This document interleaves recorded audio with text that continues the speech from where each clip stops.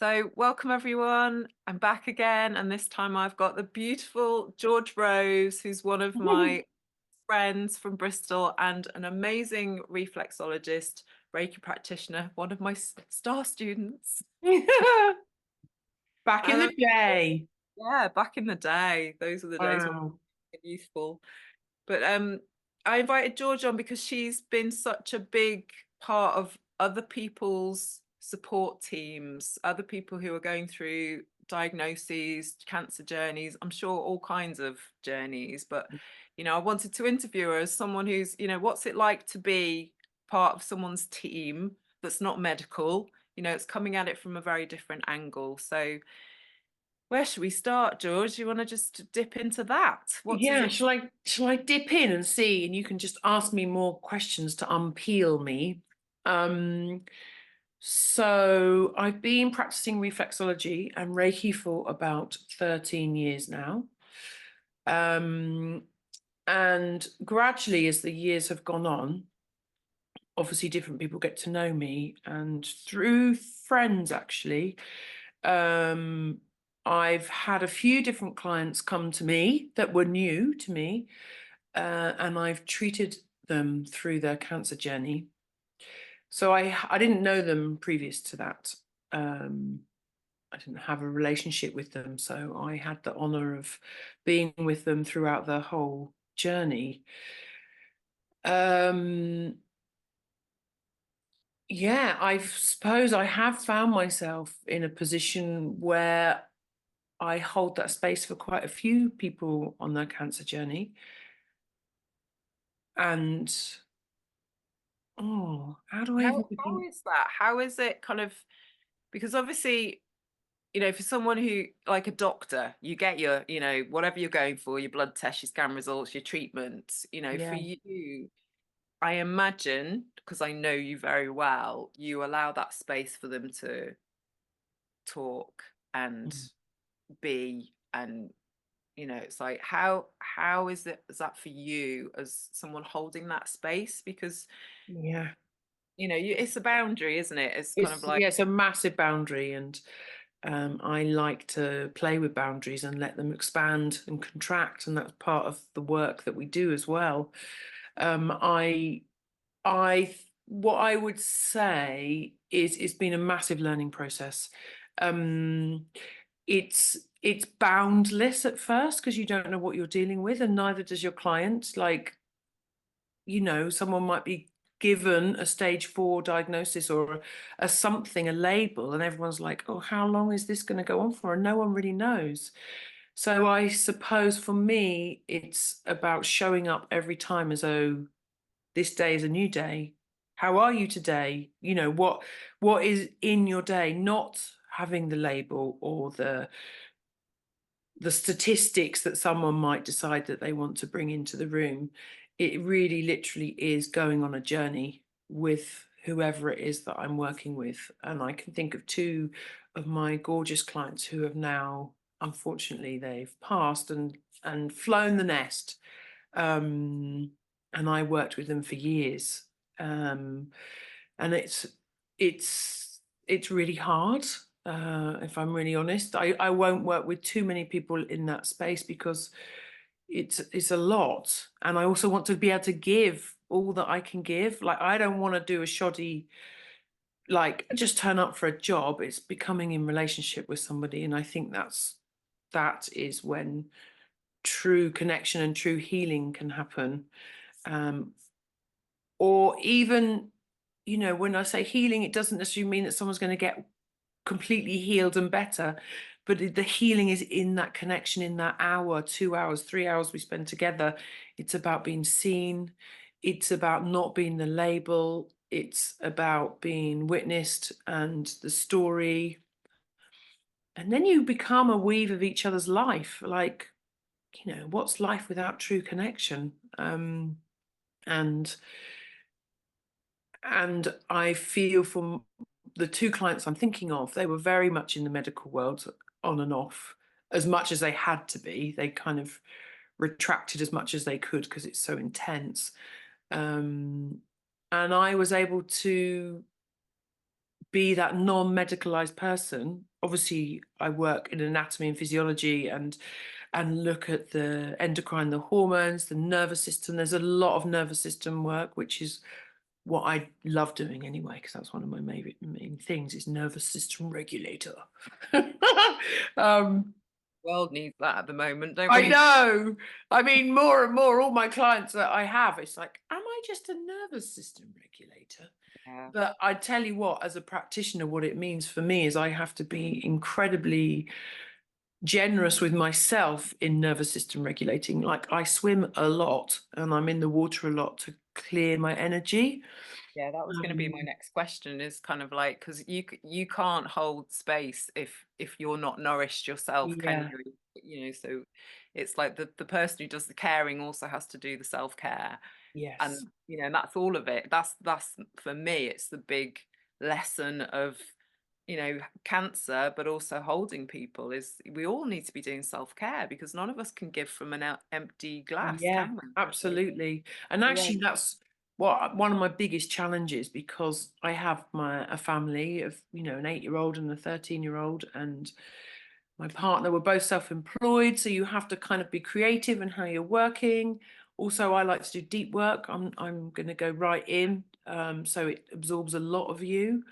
Um, and then trying to work with that, and maybe in our family there's a bit of neurospiciness, so that takes up a lot of time as well. Um, so and energy. So replenishing. It's interesting. I sleep is a really key factor. I mean, it's all the cornerstones that I work with my clients as well is sleep. Yeah. Yeah. Um, some form of exercise. It doesn't have to be really intense though. Water for me holds me. So then I'm able to hold other people. So the more I swim, the more I can hold people. It's quite basic, I think, like that. The breath, so much in the breath. Mm. Um, and story, which is they're like all my favorite things. I love stories, so I love hearing my clients' stories, and witnessing, and then maybe some reflective, but really just listening. Yeah. And I And think yeah, there's a whole package there, isn't there? Because I think if you're having treatment and you're going through hospitals and all that kind of thing, something like reflexology and Reiki can help balance, the kind of side effects and things like that. But yes, also just that holding, just being held in a gentle, because I didn't realize until after I finished all my treatment how traumatic it was. I was just absolutely sick of yeah, being but poked and prodded yes, and all these things. It's just like, no, yeah, not another needle, not another thing, not another. yeah. Have something that's really nourishing, like, just a foot rub. Just give me a foot. Exactly, because really, if you want, it basically is a foot rub, but obviously there's loads of nerves and there's I do lymphatic drain. There's loads of aspects to it. Um, but at the end of the day, it is being held.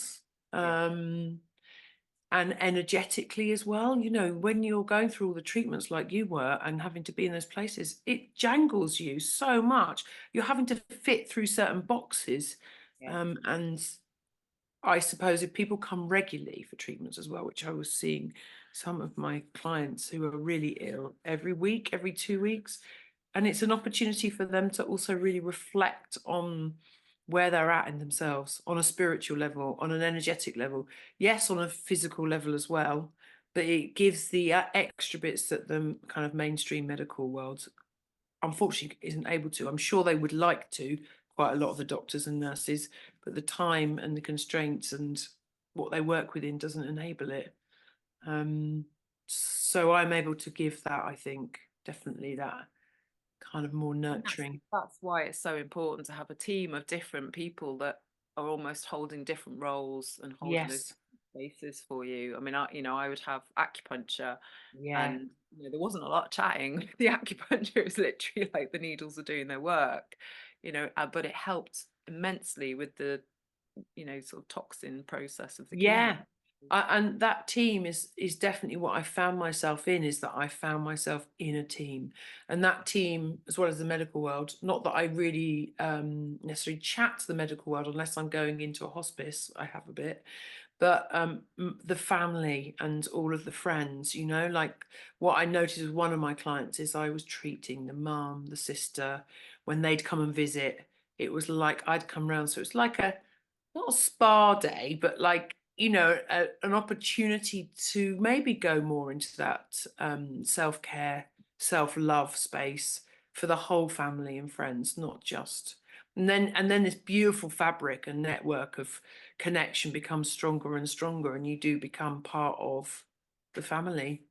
Yeah. And that Um, I was going to ask you that whether you'd treated family members. I mean, I worked here with a charity that offered free therapies for family members, people with cancer, and I was just like, yeah, because they're so forgotten. You know, all the yes. focus is on the person who's ill, Yeah. and the family members are just kind of flailing around, going, but we don't know what to do, and they need that holding and they need that grounding. So it's yeah, that's beautiful to hear that you were Mm. working with like the sisters and the mum and Yeah, I love that because also, well, it's just an opportunity for people to fall apart, isn't it? And then when you're able to fall apart and let go, you then get more resilience and strength within to carry on. But if we don't let go and we don't get the opportunity to cry or to shout or just even not know, then and be witnessed in that, then there's not the opportunity. I don't think there's not the opportunity fully to then move into the next space. no, I totally agree. I mean, I Mm. think looking back, I kind of, I get people who, like a friend who was diagnosed with cancer recently, and I just went, it's a little bit of density, it's a little bit of stock emotion. And it is that, if we're not processing, if we're not letting things go through or Yes. crying, and, because I think us Brits are very good at having the stip off at the upper lip. And, Yeah. it's like even when someone passes away, it's kind of like, oh, we just get on with the funeral and we won't talk about it. And there's Yeah. such beauty in the grieving and in that process of, really holding that space. Mm. And I know these days it feels like more and more when someone is having a diagnosis or something, we kind of form these online groups, like let's make a WhatsApp group or a Telegram group, or Yeah. we're calling our supports in different ways. And I know you've been on groups like that, and then sadly, if the person passes, you've almost got these connections with all these other people in their life that you didn't actually meet, but there's a community there that Yeah. created, which is really magical. It's incredibly nourishing for me too, if I'm really honest, in a not in a selfish way, but maybe slightly in that I get a huge dose of gorgeous humans generally. And yeah, it's challenging. There's conversations you have that are really like lots of deaf conversations. This culture does not celebrate that path and coming closer to it. And I really actually feel quite comfortable in that space of around death and journeying and where that might be and where we're going and like leaving a legacy or leaving a path behind. And so becoming part of the family or just slightly, in a different way, not obviously being the family, but a different perspective is I think really healthy for everyone.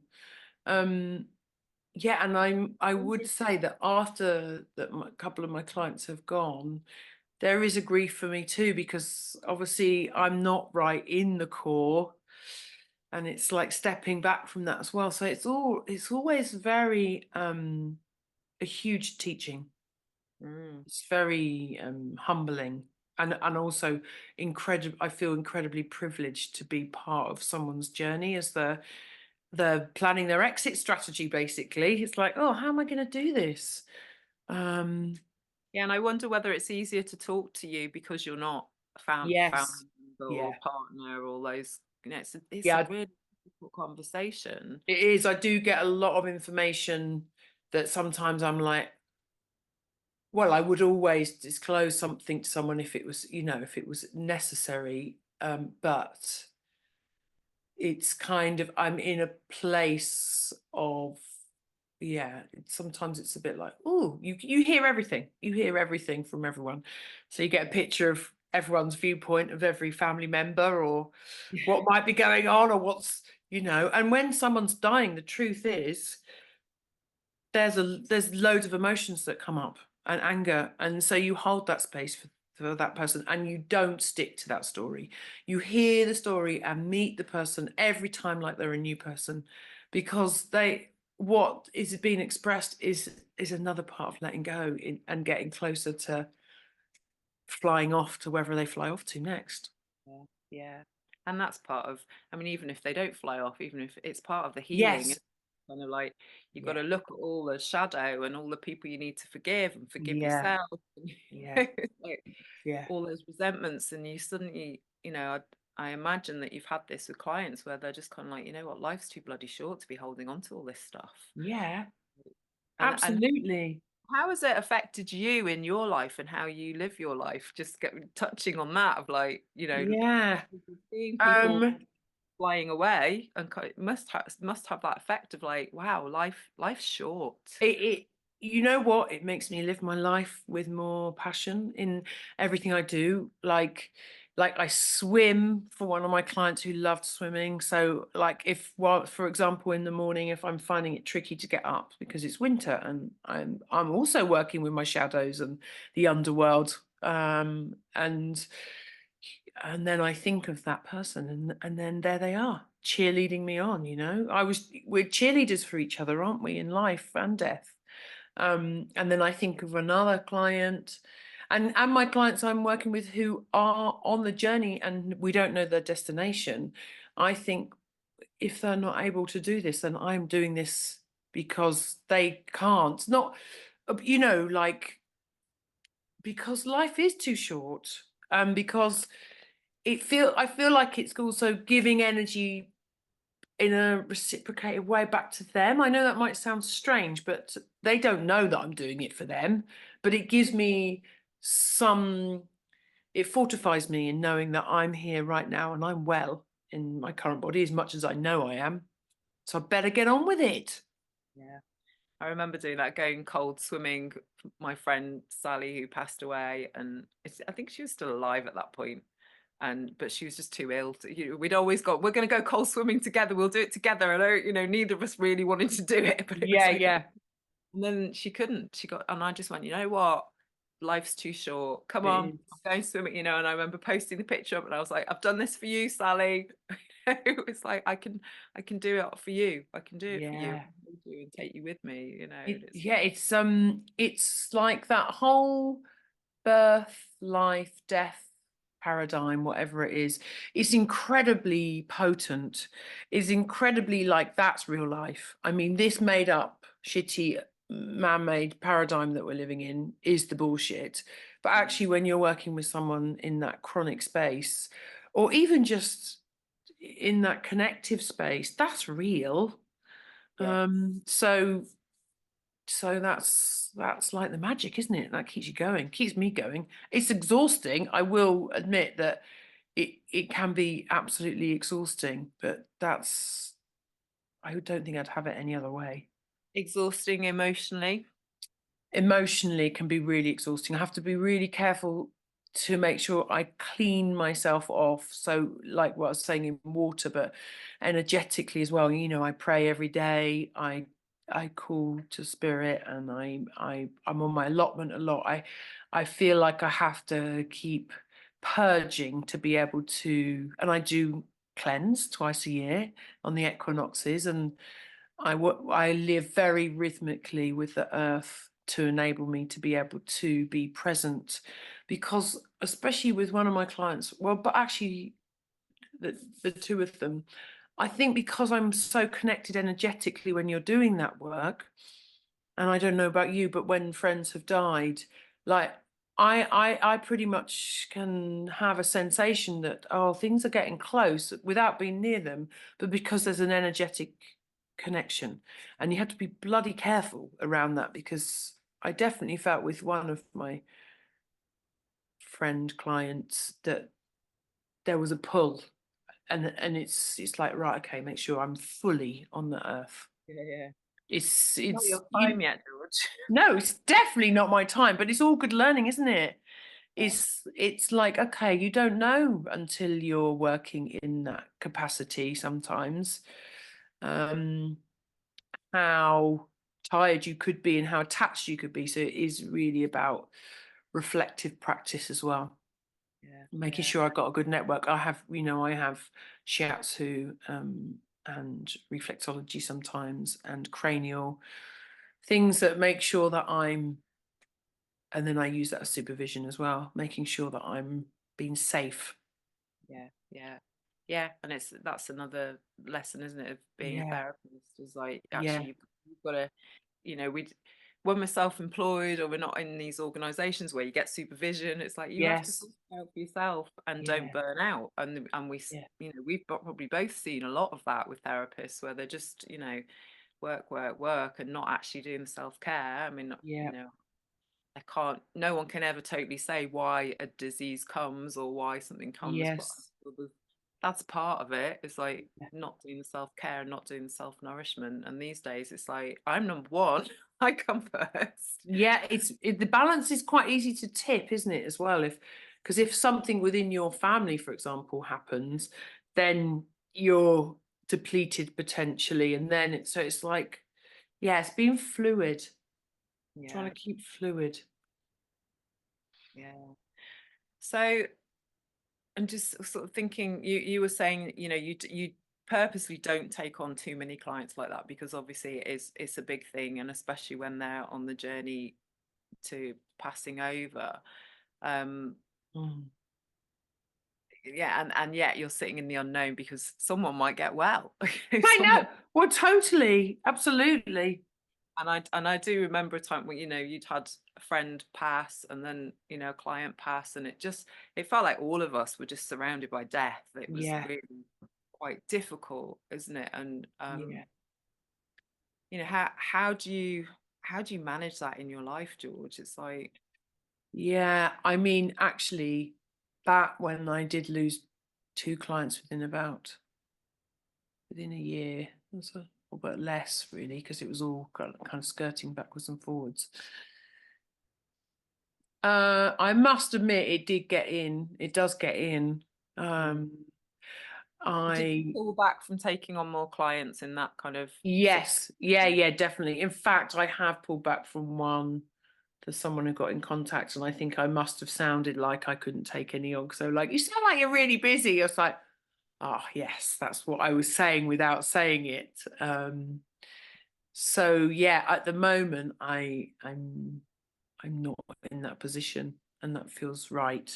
Yeah, And I have to work with the cycles that are in my body. I'm 49 now, and I'm definitely perimenopause, and it's very much a season within me right now where I'm going in more. So yeah, I'm not as available in that capacity. yeah, And and that, maybe if I was, and I was working with people a bit more in that place, I would be more bound, I'd be maybe even less available, but it's very hard because once you work with somebody, and it's the same as my background in community and youth work, you connect, you fall in love eventually, because if you're real, you're going to fall in love unless they're a complete, you're not, yeah, but you connect. Um, so you just have to watch your capacity. Yeah, it's a good question. But definitely I've kind of at this time I've stepped back a weeny bit. yeah. I mean, I had a friend recently say, encouraging me to do more as a cancer mentor. And I was just like, my reality is I'm a single mom. I home ed my kids. I do this, this, and this. I've written my book. Yeah, Read the that's what book. I've done. Thanks. It's all Yeah. there. Yeah. That's for now, same as you. I'm in, obviously, medical menopause, but I'm still having the hot flushes. I'm still not Yeah. sleeping great. There's all Yeah. these things that's just like, I don't have the energy I had when I was in my 30s. So Absolutely. And also, like what you're saying, it's like I want to do a bit of my own journey here and work out what's next. Warning, my children might suddenly appear. Oh no, okay. no, it's all right, they've gone. Oh, but that you know, this is a rites of passage that I'm in right now, and I love working with people in rites of passage, which is potentially end of life or can be cancer, cannot be, but I need to honor my rites of passage so I can help people in theirs as well. Yeah. And I think, I mean, that's exactly what my book's about, isn't it? It's like, you know, I'd worked in rites of passage for so many years, and I just was like, okay, this is the next rite of passage for me. You know, this is my next initiation, which Yeah. is what a rite of passage is. So it's, and there's loads of them, aren't there? There's mini ones and there's big ones, Yes. real dark nights of the soul ones, and there's, Yeah. I it's, mean, that's how I view illness anyway. I don't mean that flippantly, but like any illness is like a shamanic journey, whether it's a cold or whether it's the flu or whether it's something more chronic. It's like an opportunity, rites of passage. yeah, It's an opportunity to do the bloody work, um, yeah, which is easy for me to say as I sit here feeling quite well. But I know when I have been ill on various different with various different things, it's usually quite enlightening. yeah. And I think as women, you know, our bodies initiate us over and over, don't they? We're initiated with our first Yeah. blood. We're initiated every month, you know, and then we're Yes. initiated through motherhood, and we're initiated into menopause. And it's just, Yeah. oh, here we go. Here's another one. So, Yeah. Here's another one, and lots of surrender, constantly surrendering to the next thing. Yeah. yeah, absolutely. Well, I think that's probably quite a good note to finish on. That Mm. surrender. That's Yeah. the big one, isn't it? Like It's a massive one. surrendering to life. And I think, you know, the whole world's had that the last few years of like, who knows what's going on? It's all crazy out there. It Like, totally is. yeah, We're barometers, aren't we, of the earth, and we're really just that's why there's more illness and people aren't in alignment with the earth. We're disconnected. So mm. yeah, anyway, And that's another I massive love, conversation. no, yeah, I was just going to say, because I love the fact that you touched on nature as your healer, you know, swimming and being in your allotment and, you know, that nature connection. I think it's the answer to Yeah, wellness and health. And there's, totally. you know, I think there's a real mirror going on there as well Yeah, yeah, she is our mirror. as we heal, she heals, or she heals, we heal. It's Yeah. there is that reciprocity going on. Totally. I love that dance, that kind of, the courtship between the two, because then you get the medicine. That is how I look after myself, is by being in relationship with Mother Earth, because she shows me so much every day, every day. And I live in the city, in concrete, but there's a beautiful old tree, and you can still make it happen. Absolutely. Well, you're a shining example of that. It, you find the magic in the clouds, in the trees, in the weeds growing between the concrete. It's Yeah, all there, isn't it? It's juicy. there's a lot of magic.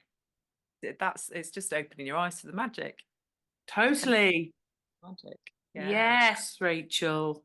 Oh, thank you so much, Thank you, George. As darling. with all the other interviews, George's info will be below if you want to contact her. She's based in Bristol. She sounds like she's a busy woman though, so I might have a little bit of space. But yes, get in touch if you need to or want to.